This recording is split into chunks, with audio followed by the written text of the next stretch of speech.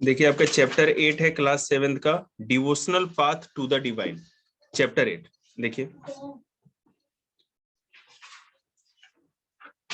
देखो इसमें, इस चैप्टर में ये है कि उस जमाने में जब मुगल एरा था, मुगलों का शासन था, मुसलमानों का भारत में शासन था, उस दौरान तुम जाओ और दोनों बच्चों को सर ने बोला कुर्सी लेकर अंदर बैठने के लिए, तबीयत खराब हो जाएगी उनकी, एक एक कुर्सी अपने लेके आए, इसको डालो। उस समय भारत में कौन कौन लोग महात्मा लोग हुए, कौन कौन से साधु थे, संत थे, सन्यासी थे, और किन किन नए धर्मों का यहाँ पे प्रारंभ हुआ, कौन कौन से रिलीजन इंडिया में है, उसके ऊपर बात हो रही है। The idea of a supreme God. जब भारत में मुगलों का शासन था, मुस्लिमों का शासन था, ये तो आपको पता है ना, पूरी जो बुक है आप लोगों की मिडिवियल हिस्ट्री, तो इसमें ये बताया गया है कि जब भारत में मुस्लिमों का शासन था या मुगलों का शासन था, व्हाट इज दिस, ठीक है, उस दौरान लोग भगवान के बारे में क्या सोचते थे कि भगवान कौन है, कैसा होता है, या लोगों की अपनी भावना होती है ना, उसके बारे में, ठीक है। Before large kingdom emerge, different groups of people worship their own god and goddess.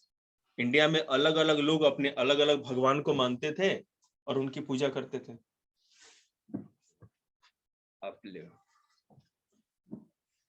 As people were brought together through the growth of towns, trade, and empire, new ideas began to develop. The idea that all living things pass through countless cycles of birth and rebirth, performing good deeds and bad come to be widely accepted.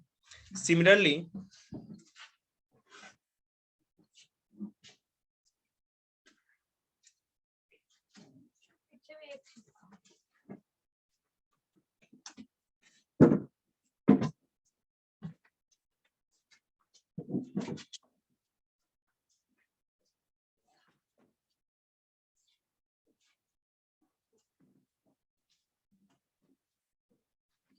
देखिए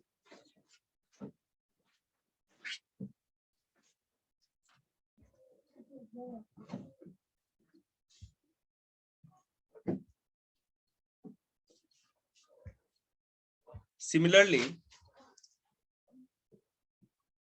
the idea that all human beings are not equal, even at birth, gained ground during this period. The belief that social privileges came from birth in a noble family or a high caste was the subject of many learned texts. इस जमाने में जो शासन हुए, ठीक है, जो भी लोग भगवान को मानते थे वो ये भी मानते थे कि लोग जन्म के साथ ही अपना भाग्य लेके आते। जो आदमी जिस जाति में, जिस क्या कहते हैं हैसियत में जन्म लेता है, वो उसी में जीता है, ठीक है। और जाति पाति का जो सिस्टम था, जो कास्ट सिस्टम था, वो बहुत ज्यादा बढ़ता गया इस जमाने में।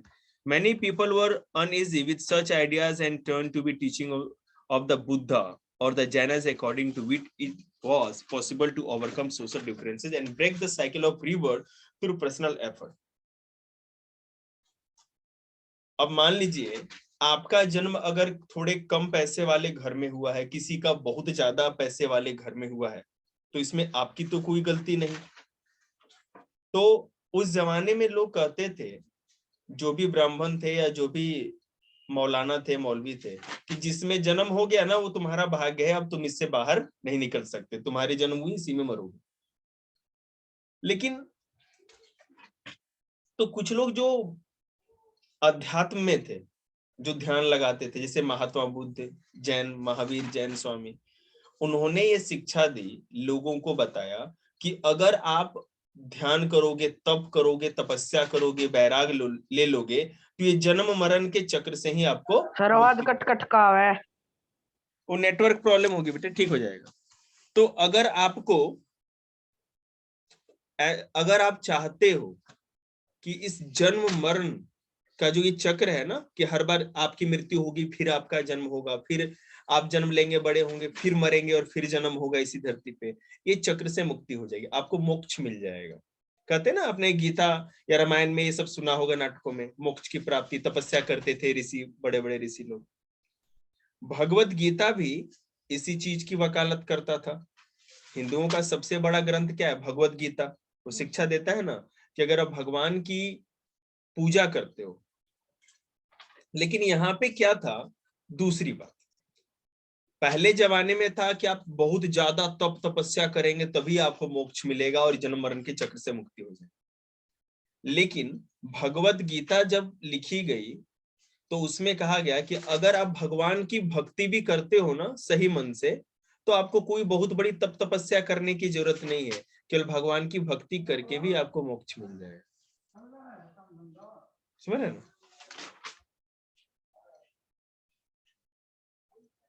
देखो, Shiva, Vishnu and Durga as supreme. इस जमाने में क्या हुआ, पहले क्या था, जब आर्यों का जमाना था, वैदिक एरा था, वैदिक युग था, तो प्रकृति की पूजा होती थी, नेचर का मतलब जो भी है, नेचर के प्रति डिवोशन होता था लोगों का।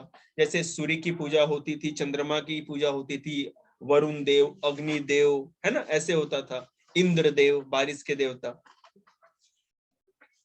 अब इस 11th सेंचुरी 12th सेंचुरी में जब मुगल एरा आ गया, मिडिवियल भारत के इतिहास में जब मुसलमानों का शासन था, भारत में जो देवता सबसे अधिक पूजे जाने लगे, नए देवता है, वो क्या थे? ब्रह्मा, विष्णु, महेश और दुर्गा। ब्रह्मा, विष्णु, महेश। भगवान ब्रह्मा को आप जानते ही हैं, सुना होगा उनके बारे में। विष्णु जी के कितने दशावतार हैं, राम, कृष्ण, परशुराम, ऐसे बहुत सारे आपको मिल जाएंगे। और शिव जी को जानते हैं, तो ब्रह्मा, महेश मतलब कि शिव जी, ठीक है। और दुर्गा, तो इस जमाने में हिंदू धर्म में 3 तरह के देवताओं की ज्यादा पूजा होने लगी। माँ शक्ति का रूप, दुर्गा के बहुत रूप है, माँ सरस्वती है, लक्ष्मी है, बहुत सारे। भगवान शिव है ही, विष्णु के बहुत सारे अवतार हैं। आप कोई कृष्ण की पूजा करता है, कोई राम की पूजा करता है। शिव का भी अवतार है ना, हनुमान। रुद्रावतार कहा जाता है भगवान हनुमान को। तो इस तरह से लोगों ने अपनी अपनी आस्था बना ली। तो इस जमाने में किसकी पूजा होने लगी? विष्णु भगवान की, शिव जी की और दुर्गा माँ की। At the same time, gods and goddess worshipped in different areas came to be identified with Shiva, Vishnu or Durga. In the process, local myth and legends became a part of Puranic stories, and methods of worship recommended in the Puran were introduced into the local cult.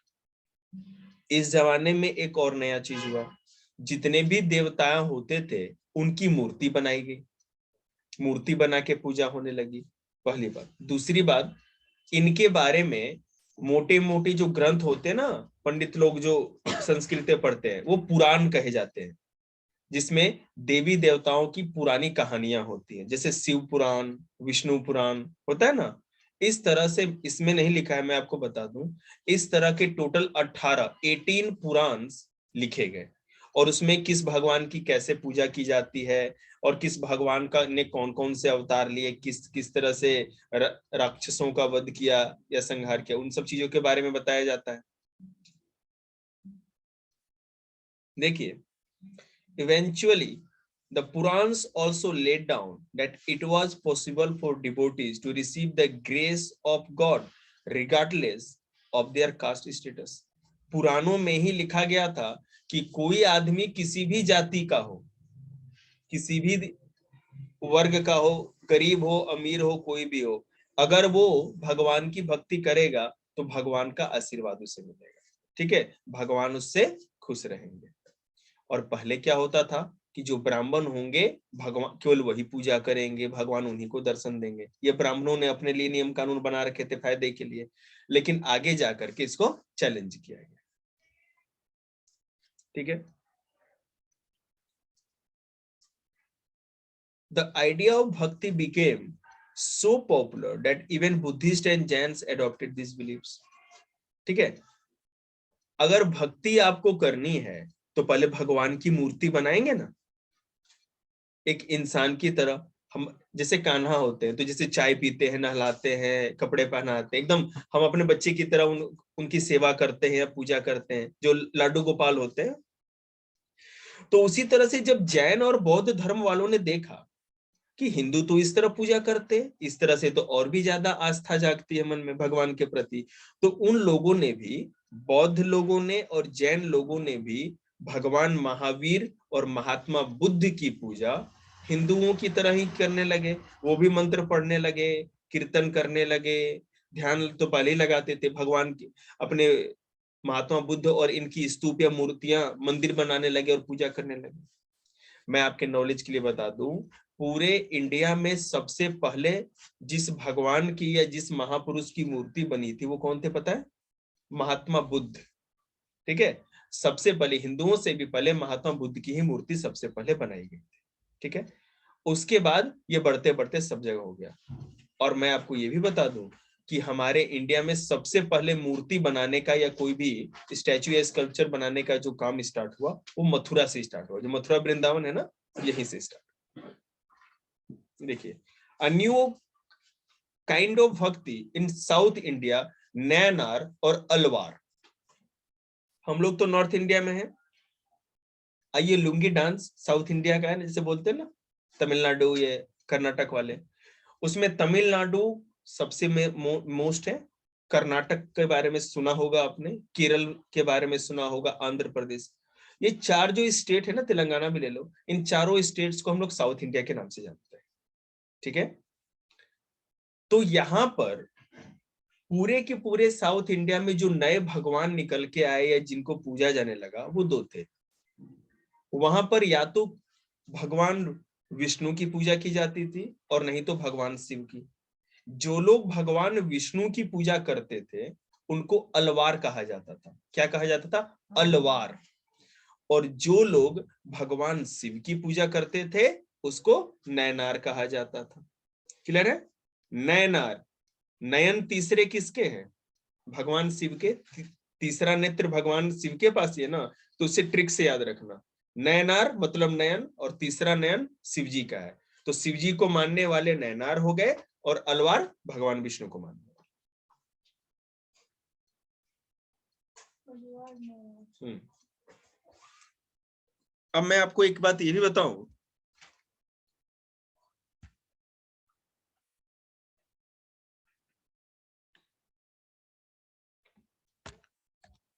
the drew upon the idea of love and heroism as found in the Sangam literature, the earliest example of Tamil literature composed during the early century of the Common Era, and blended them with the values of Bhakti. The Nayanar and Alvar went from place to place, composing exquisite poem in praise of the deities enshrined in the village they visited, and set them to music.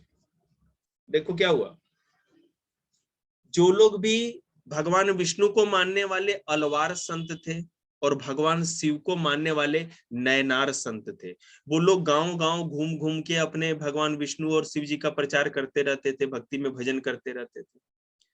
Tamil Nadu में Tamil language में, ठीक है, इन लोगों के लिए कीर्तन या भजन लिखे गए तमिल लैंग्वेज में, उनको संगम साहित्य कहा जाता है। तमिल लैंग्वेज में फर्स्ट सेंचुरी में, पहली शताब्दी में जितने भी भगवान विष्णु और शिव के लिए कविताएं या प्रार्थनाएं लिखी गई, भजन कीर्तन लिखे गए, उनको क्या कहा जाता था? संगम साहित्य में। ठीक है, नैनार और अलवार। देखो, अब हम बात करेंगे नैनार की। नहीं, इसमें तो रहने दो, तो हो जाएगा। देखिए, एक वर्ड याद रखना आप लोग, और वर्ड क्या है? हैजियोग्राफी। हैजियोग्राफी का मतलब क्या होता है कि किसी भी बड़े संत, सेंट होते हैं ना, मतलब साधु या सन्यासी के जीवन के बारे में जो चीज लिखी जाती है उसको हैजियोग्राफी कहा जाता है। क्लियर है?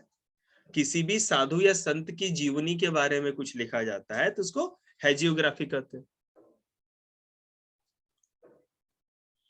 Between the 10th and 12th century, the Chola and Pandya king built elaborate temple around many of the shrines visited by the saint poets strengthening the link between the Bhakti tradition and temple worship. This was also the time when their poems were compiled. Besides hagiographies or religious biographies of the Alwar and Nayanar were also composed.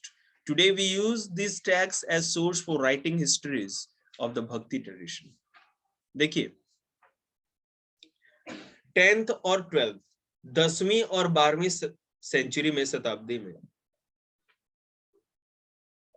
जो मैं आपको एक चीज समझा दूं, जहां भी आप कर्नाटका देखते हो पूरा आंध्रा, वहां पे चोला डायनेस्टी थी उस जमाने में। वहां राजा कौन थे? चोल वंश के राजा थे। तमिलनाडु में पांडे डायनेस्टी थी, पांडे वंश के राजा थे। और केरला में चेरा डायनेस्टी। तो 3 डायनेस्टी याद रखना वंश। कर्नाटक और आंध्र प्रदेश में चोला डायनेस्टी, तमिलनाडु में पांडे डायनेस्टी और केरला में चेरा डायनेस्टी। ठीक है, इन्हीं लोगों ने अलवार और नैनार संतों को शरण दी और यहीं पर भक्ति है ज्यादा प्रचलित हुई। समझ में आ रही बात? हुआ क्या, इस जमाने में ये जो राजा होते थे, इन लोगों ने अलवार और नैनार धर्म को और बढ़ाया, मतलब कि भगवान विष्णु और शिव की पूजा पाठ को और भी संरक्षण दिया, सहारा दिया। इसके साथ साथ मैंने अभी हेजियोग्राफी बताई थी ना आप लोग को। हेजियोग्राफी मतलब इन अलवार और नैनार संतों के जीवन से संबंधित जो भी लाइफ से रिलेटेड जो भी स्टोरी लिखी गई, पोएम लिखी गई, कहानियां लिखी गई, उनका प्रचार किया गया। धर्म के बारे में जितनी भी इन लैंग्वेजेस में, मोस्टली तमिल लैंग्वेज में किताबें लिखी गई, उसमें जो प्रचार किया गया, उससे भी ये धर्म आगे बढ़ा।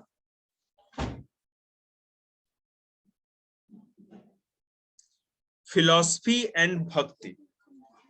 अब देखो, ये फिलॉसफी वर्ड तो अभी छोटे बच्चे हैं, आप लोग को समझ में कम आए। हिंदी में इसको, हाँ एक बार हैगलोग्राफिक्स फिर से बता दो। हैजियोग्राफी क्या होता है कि कोई मान लो बहुत बड़ा संत है, जैसे शंकराचार्य थे, गुरु वशिष्ठ हो गए, या महात्मा बुद्ध हैं, या महावीर जैन स्वामी हैं, ठीक है, जो बहुत बड़े साधु सन्यासी कोई थे, उनके लाइफ के ऊपर लिखी गई कोई जो बुक होती है ना, जो किताब लिखी जाती है, उसी को हैजियोग्राफी कहा जाता है। जिस किताब में उनके लाइफ या जीवन के बारे में सारी बातें बताई जाए। और बायोग्राफी किसी भी आम आदमी की लाइफ से रिलेटेड, जैसे मान लो नरेंद्र मोदी की जीवनी या बायोग्राफी, तो मतलब नरेंद्र मोदी छोटे थे, बड़े हुए, फिर स्कूल में पढ़े, क्या क्या जीवन में पूरा किया, उनके बारे में जो नॉलेज होता है। तो आम आदमी के जीवन के बारे में, लाइफ के बारे में कुछ भी लिखा जाता है, उसको बायोग्राफी कहते हैं, हिंदी में जीवनी कहते हैं। और इसमें क्या कहते हैं? हैजियोग्राफी, जो किसी संत के जीवन के बारे में। देखिए, Sankara, one of the most influential philosopher of India, was born in Kerala in the 18th century. अभी एक करंट अफेयर्स का क्वेश्चन आपको पता है, आदि शंकराचार्य जो थे, ठीक है, केरल में उनका जन्म हुआ था। अभी भारत में किस मंदिर के बाउंड्री के अंदर उनकी एक बहुत बड़ी मूर्ति लगाई गई? केदारनाथ में। मोदी जी ने केदारनाथ टेम्पल जो उत्तराखंड है ना, उसी के बाउंड्री में शंकराचार्य की एक बहुत ऊंची मूर्ति बनवाई है। समझ रहे हैं? अभी शंकराचार्य जी कौन थे? अच्छा, आपको पता है ना, हमारे हिंदू धर्म में वैदिक एरा खत्म होने के बाद, आर्यन का ये सब खत्म होने के बाद बौद्ध धर्म और जैन धर्म आया। और ये इसलिए फेमस हुआ क्योंकि इसमें सभी लोगों, सभी जाति या सभी कास्ट के लोगों को एक समान माना जाता था। हिंदू धर्म में जो छोटी जाति के लोगों को नहीं शामिल किया जाता था, वो क्या करते थे बेचारे, उनको तो ना मंदिर में जाने देंगे, ना पूजा करने देंगे, छुआछूत की बात। लेकिन बौद्ध धर्म और जैन धर्म कहता था कि हमें जाति पाति से कोई मतलब नहीं। तो शंकराचार्य ने आगे, और इस तरह हिंदू धर्म खत्म होने लगा। तो शंकराचार्य जब आए तो उन्होंने भी इस कास्ट सिस्टम के खिलाफ बात बोली और उन्होंने असली हिंदू धर्म के बारे में सबको बताया। और शंकराचार्य जब 9th और 10th सेंचुरी में आए तो जाकर के फिर से हिंदू धर्म आगे बढ़ा। 4 धाम का नाम सुना है ना आपने? भारत में चारों धाम का नाम कौन बता देगा? बताओ, 4 धाम भारत में कहां कहां है? चलो क्यों टाइम बर्बाद करें, बताते हैं। नॉर्थ में, उत्तर भारत में बद्रीनाथ, साउथ इंडिया में कर्नाटक में श्रृंगेरी, पूर्वी भारत या ईस्ट इंडिया में उड़ीसा में है जगन्नाथपुरी और पश्चिम में द्वारकापुरी, द्वारका गुजरात में। ये 4 धाम शंकराचार्य जी ने ही चारों जगह जाके हिंदू धर्म के 4 धामों की स्थापना की थी, इन्होंने ही किया था। समझ रहे हैं? आगे देखिए। He taught that Brahman, the only or ultimate reality, Brahm, ये ब्राह्मण नहीं ब्रह्म, was formless and without any attributes. He considered the world around us to be illusion or Maya and preached renunciation. Renunciation मतलब संन्यास होता है और preach मतलब उपदेश देना. Renunciation of the world and adoption of the path of knowledge to understand the true nature of Brahma and attain salvation. आपको salvation मतलब मोक्ष, समझ रहे हैं ना? अगर आपको मोक्ष चाहिए, अगर आपको भगवान पाना है, भगवान जानना है कि भगवान होता क्या है, ठीक है, तो आपको संन्यास लेना पड़ेगा, ये घर का त्याग करना पड़ेगा। समझ रहे? घर परिवार सबका त्याग करिए, सन्यासी की तरह रहिए, ब्रह्मचारी की तरह रहिए, तब जाकर के आपको मोक्ष मिलेगा। समझ रहे हैं? ये उन्होंने कहा था। उसके बाद एक दूसरे सन्यासी हुए, मैंने ये आपको शंकरा के बारे में बताया, जो शंकराचार्य पूरा नाम था उनका। दूसरे सन्यासी थे, उनका शंकराचार्य का जन्म कहाँ हुआ था? कुछ नहीं, दिमाग के नाम पे भूसा भरा है सबके। अरे कोई बताओ शंकराचार्य का जन्म कहाँ बताया था मैंने तुम लोगों को? नहीं याद? एक काम करो, नाले में कूद मरो। केरल भाई, बोला नहीं था अभी? हे भगवान। रामानुज, दूसरे साउथ इंडिया के विद्वान हुए रामानुज, वो उनका जन्म तमिलनाडु में हुआ था। तो ठंडा हो गया आप लोग।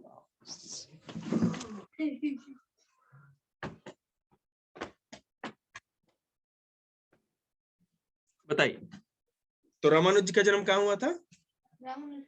तमिलनाडु। देखिए, रामानुज एक अलवार संत थे। ऋतिक और सुमित, तुम ये बताओ, अलवार लोग जो होते थे वो किनकी पूजा करते थे, विष्णु की या शिव की? सर शिव की। तू बता भाई आशीष।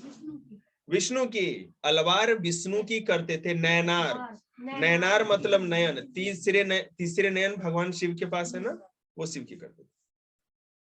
तो रामानुज पूरे, आपको पता है ना, भगवान विष्णु मतलब कृष्ण राम की जो पूजा होती है नॉर्थ इंडिया में होती है, साउथ इंडिया में तो कम होती है।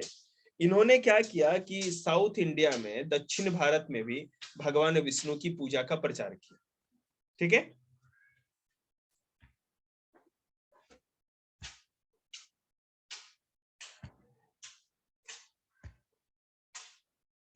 हाँ, जितेंद्र वास ने सही बताया था।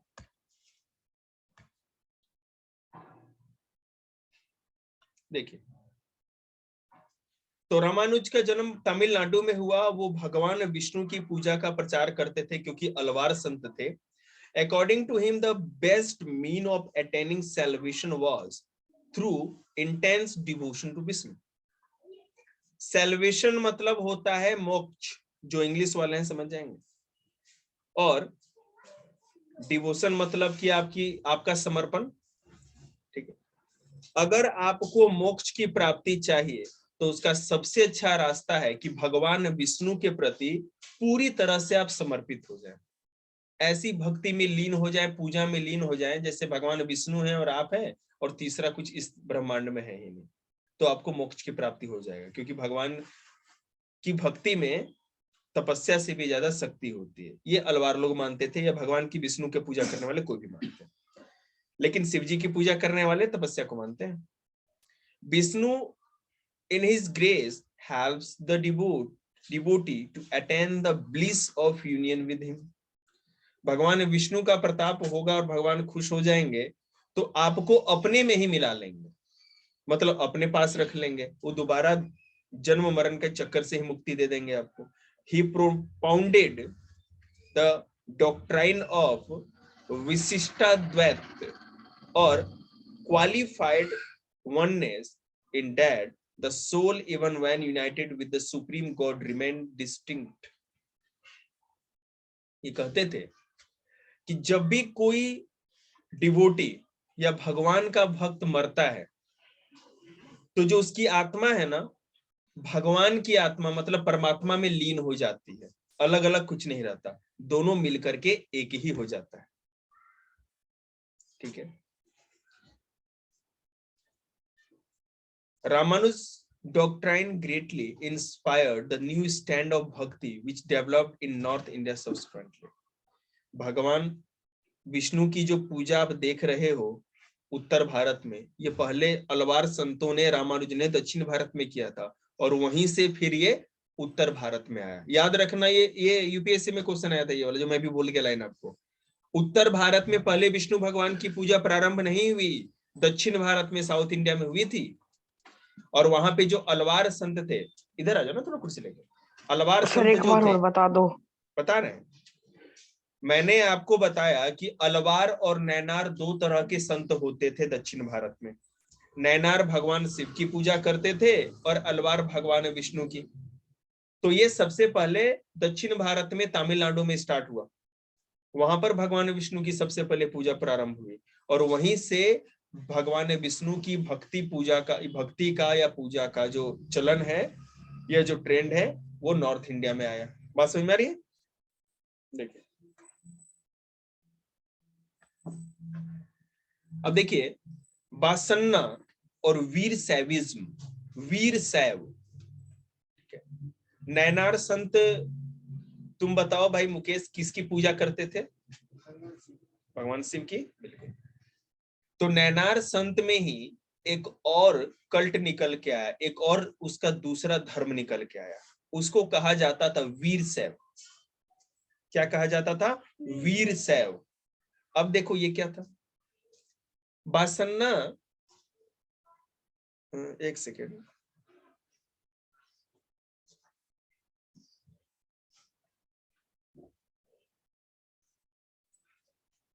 एक ब्राह्मण थे, ठीक है, बासन्ना एक ब्राह्मण थे, एक मंत्री थे राजा के, कर्नाटक में।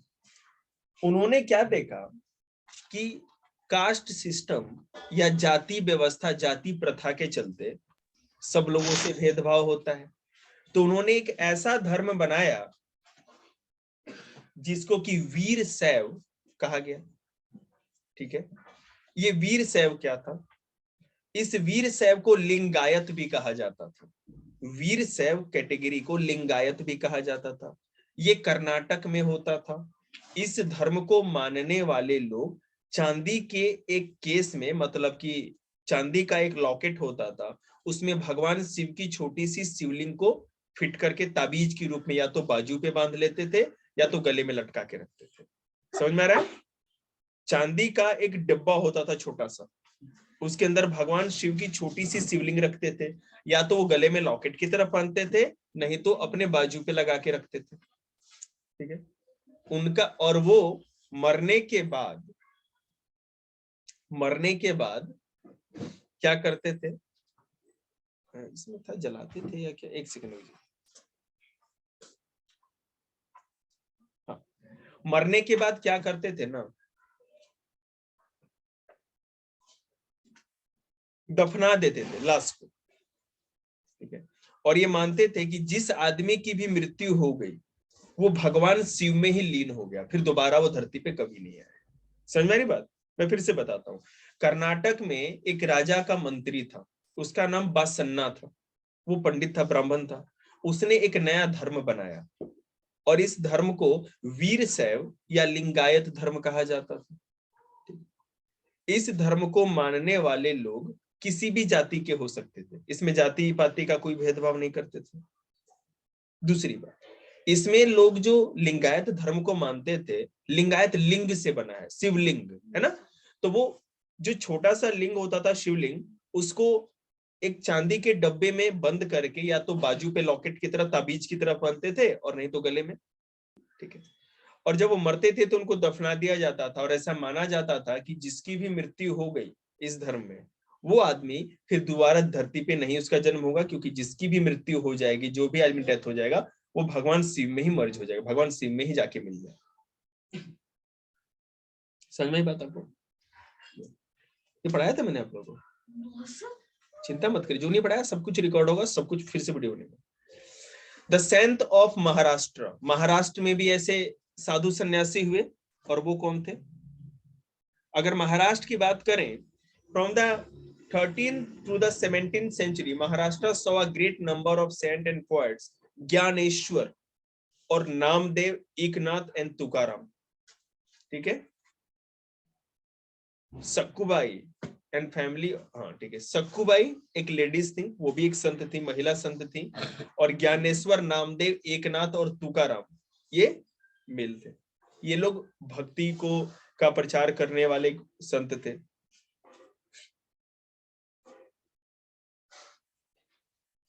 देखो यहां पर महाराष्ट्र में जिस धर्म का प्रचार किया गया, जिस भक्ति का प्रचार किया गया, वो भी भगवान विष्णु का ही था। महाराष्ट्र में भगवान विष्णु को विट्ठल, विट्ठल के नाम से जानते हैं। ठीक है, और इसी नाम से भगवान विष्णु की पूजा करते थे। मैं आपको बताऊं, महाराष्ट्र में पंढरपुर नाम का एक जगह है, वहां एक बहुत बड़ा मंदिर है भगवान विष्णु का, उसको विट्ठल स्वामी मंदिर भी कहते हैं, और वहां पे लाखों करोड़ों लोग हर साल जाते हैं पूजा करने के लिए, जब भी उनका मतलब टाइम आता है।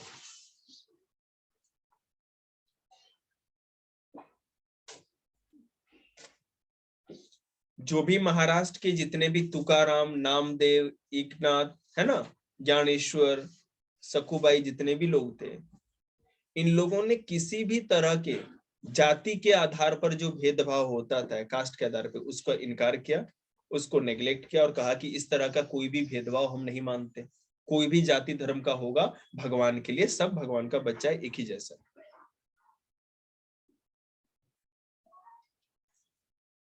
इन्होंने ये भी नहीं कहा कि आपको अगर भगवान पाना है तो आपको रिनंसिएशन करना पड़ेगा, मतलब संन्यास लेना पड़ेगा, ऐसा कोई भी जरूरत नहीं है।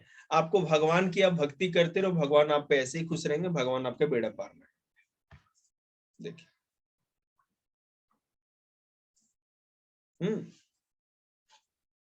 फेमस गुजराती संत, याद रखना इस नाम को, ये कितनी बार आ चुका है मैं आपको बता रहा हूं।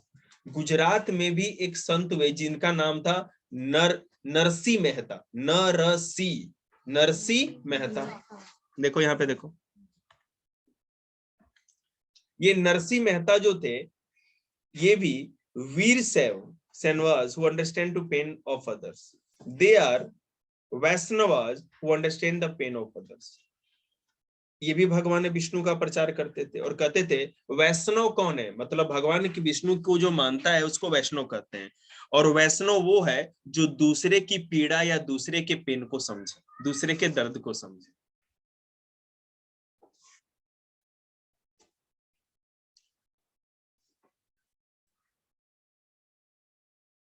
देखिए, इस्लाम एंड सूफिज्म क्या था, नाथ पंथी क्या थे,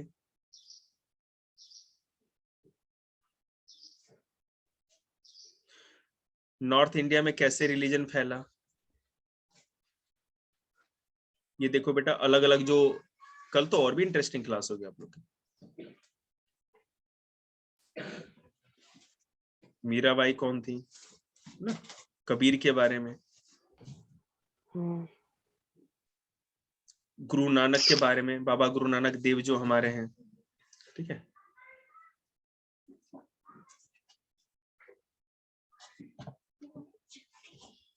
कल इस चैप्टर को पूरा खत्म कराएंगे, ठीक है। और आप लोग को अभी का अभी बेटा मैं प्रोबेबिलिटी का एक है ना वीडियो भेज देता हूँ, आप लोग की ग्रुप पे ही भेजता हूँ, आप लोग को वीडियो देख लेना। ऋतिक आप अपने उस बुक से सारे पिक्स खींच के भेज देना मेरे को एक बार, और आप भी, आपकी तो मैं अभी पिक ले लेता हूँ, ठीक है ना, बुक लाए हो ना, ठीक। अब कल क्लास करें।